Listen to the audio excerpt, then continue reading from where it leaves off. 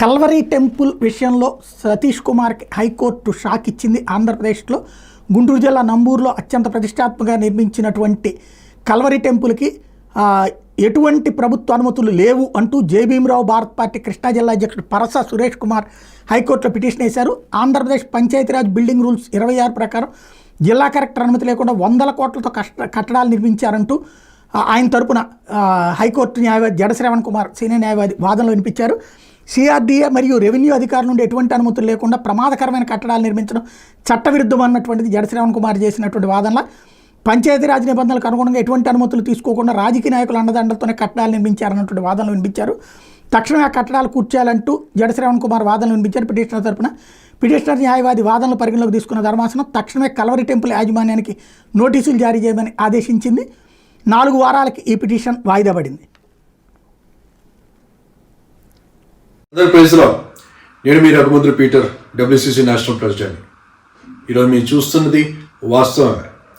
గత 10 రోజుల క్రితము చూస్తే కాకినాడలో సతీష్ కుమార్ గారి యొక్క చర్చి సీజ్ అయినట్టుగా, క్లోజ్ అయినట్టుగా మనం చూస్తున్నాము. ఇప్పుడేమో రీసెంట్గా ఆంధ్రాలో మరొక చోట అమరావతి ప్రాంతంలో చర్చికి నోటీసులు ఇచ్చి అక్కడ కూడా ఇల్లీగల్ కన్స్ట్రక్షన్ ఆపాలని చెప్పి లిటిగేషన్ ఉన్న ల్యాండ్ని గవర్నమెంట్ చర్యలు తీసుకుంటుండగా మనం చూస్తున్నాం. సతీష్ కుమార్ గారికి నేను ఒకటే చెప్పాలనుకుంటా ఉన్నా. సతీష్ కుమార్ గారు, ఇన్ని రోజులు మీరు ఏదైతే దందా చేసినారో, బిజినెస్ చేసినారో, మీరు ఏదైతే కడుపుల మీద కొట్టి చర్చిని స్పాయిల్ చేసి చర్చిలు మూతపడేటట్టు ఏదైతే చేసి ఉన్నారో ఆ ప్రతి విత్తనము ఈరోజు మొలికిచ్చింది, చెట్టుగా మారింది, వృక్షంగా మారింది, ఫలాలు వచ్చినాయి. ఏది విత్తావో అదే పంట కోస్తావు.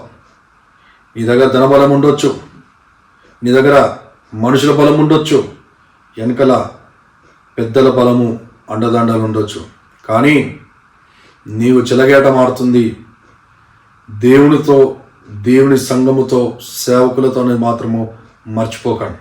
ఇప్పటికైనా కళ్ళు తెరవండి, తెర సంఘాలని ఆపండి. ఇది ఏమాత్రము కరెక్ట్ కాదు. శ్యామ్ కిషోర్ గారికి కూడా ఇదే నేను తెలియజేస్తా ఉన్నా.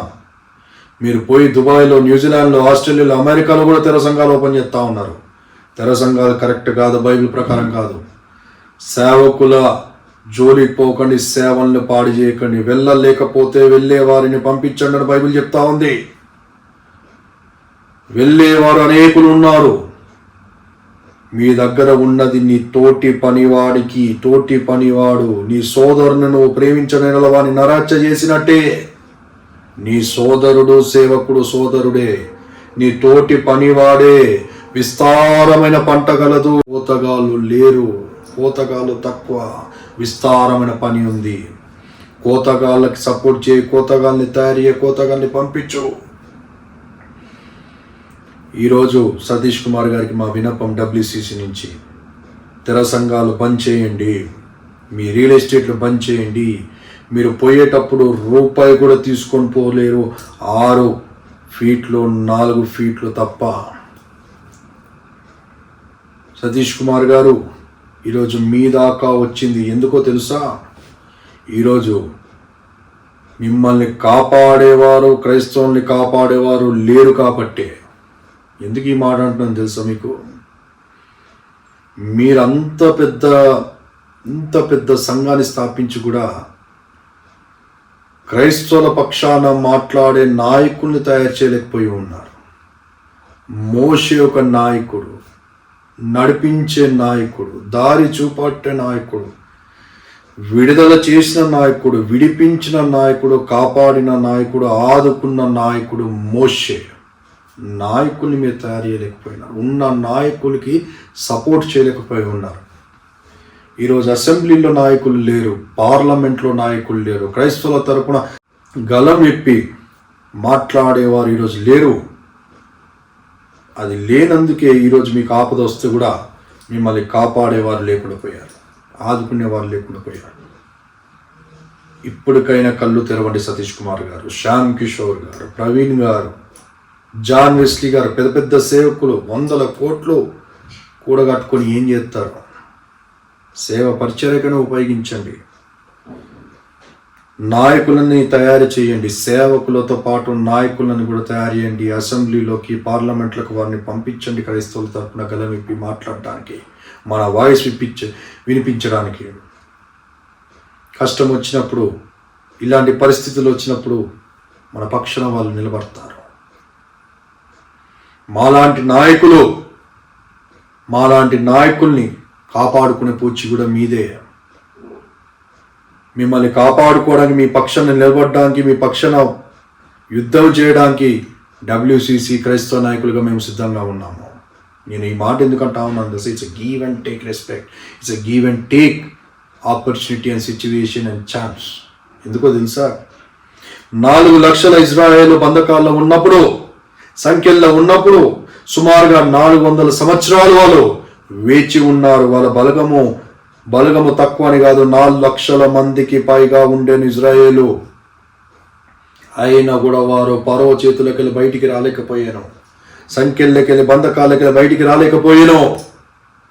ఎందుకో తెలుసా, నాయకుడు లేడు. ఒకే ఒక్కడు వచ్చెను, మోషే. ఒకే ఒక్కడు వచ్చెను. ఆయనే వచ్చి 4 లక్షల జనాంగాన్ని బయటికి తీసుకొని వచ్చెను. ఇక్కడ జాగ్రత్తగా మీరు అర్థం చేసుకోవాలి. మోషే లేకపోతే 4 లక్షల ఇజ్రాయెల్ బయటికి వచ్చేవారు కాదు.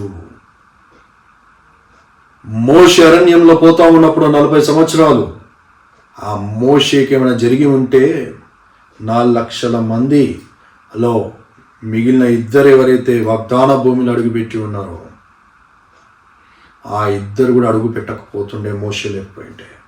మోషేని కాపాడుకునే పూచి కూడా 4 లక్షల మంది పైన ఉండిన. It's give and take. మోషే వీరిని కాపాడిన, వీరు మోషేని కూడా కాపాడుకోవాల్సిన అవసరం ఉంది. ఈరోజు మేము మిమ్మల్ని కాపాడుతా ఉన్నాం. క్రైస్తవం కోసం, క్రీస్తు కోసం, పాస్టర్ల కోసం WCC అలాగే నాయకులు నిలబడతా ఉన్నప్పుడు, సమాజంగా, క్రైస్తవ సమాజంగా, పాస్టర్లుగా మీరు కూడా నాయకుల్ని కాపాడుకొని ఆదుకునే పూచి మీ మీద ఉంది. రానున్న కాలం బహుఘోరమైన కాలము my dear brothers and sisters. ఇప్పటికే సువార్త టైట్ అయిపోతా ఉంది. రానున్న కాలంలో నెక్స్ట్ జనరేషన్, మా జనరేషన్, మా పిల్లల జనరేషన్ సువార్త చేయాలంటే చాలా టఫ్, చాలా గట్టిగా అయిపోద్ది. మొక్కగా ఉన్నప్పుడే దాన్ని వంచకపోతే మానైన తర్వాత దాన్ని ఎవరు కూడా వంచలేరు. మొక్కగా ఉన్నప్పుడు ఇట్లాంటివన్నీ విచ్చే ప్రోగ్రాం మేము పెట్టుకున్నాము. మీ దగ్గర డబ్బు ఉండొచ్చు, కానీ మేము చేసే పనులు మీరు చేయలేరు. మాలాగా ధర్నాలు చేయలేరు, మాలాగా రోడ్ల మీద కూర్చొని యుద్ధాలు చేయలేరు, మాలాగా కేసులు ఎదుర్కోలేరు, మాలాగా మీరు మాట్లాడలేరు. మీ పని వాక్యము, మీ పని మీరు, మా పని మేము చేయాలి. మేము మిమ్మల్ని కాపాడడానికి సిద్ధంగా ఉన్నాము. మమ్మల్ని కాపాడుకునే పూచి కూడా మీ మీదే ఉంది. మా మీద అక్రమ కేసులు, RSS ఏజెంట్లు, దొంగలు, కొంతమంది క్రైస్తవ ముసుగులు మేము క్రిస్టియన్ అని చెప్పి బైబిల్ని పట్టుకొని గుండెలకు అత్తుకొని మాట్లాడుతున్నాయా, గుండెలకు అత్తుకొని అని చెప్పి మాట్లాడే దొంగలు ఉన్నారు. హాస్టల్లే టార్గెట్గా, సంఘాలే టార్గెట్గా, సంఘాలని విచ్ఛిన్నం చేస్తూ, పాడు చేస్తూ, సంఘాన్ని క్లోజ్ చేయాలి ఆలోచనతో RSS ఏజెంట్ ఎంతో మంది క్రైస్తవ ముసుగుల క్రీస్తు పేరు చెప్పి మేము కూడా సంఘానికి వెళ్తాం, మేము కూడా క్రైస్తవులము, బాప్తిసం తీసుకున్న బైబిల్ని పట్టుకొని మాట్లాడుతూ ఉన్నారు. వారిని మీరు నమ్మకూడదు. ఎందుకంటే సాతాను కూడా దేవుని సన్నిధిలో యోబు విషయంలో వెళ్ళి నిలబడి అది కూడా పోరాటము చేసెను. సాతాను కూడా వాక్యము బోధించును. వీళ్ళు ఎంత మా మీద అక్రమ కేసులు పెట్టిన నిలబడతా ఉన్నాం. సతీష్ కుమార్ గారు, ఇప్పటికైనా కళ్ళు తెరవండి. మీ యొక్క దండాను మానండి.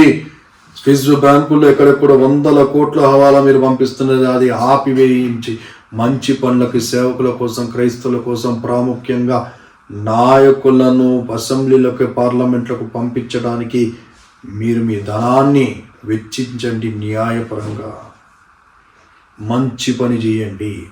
దేవుడు దాన్ని మెచ్చుకుంటాడు. Thank you so much.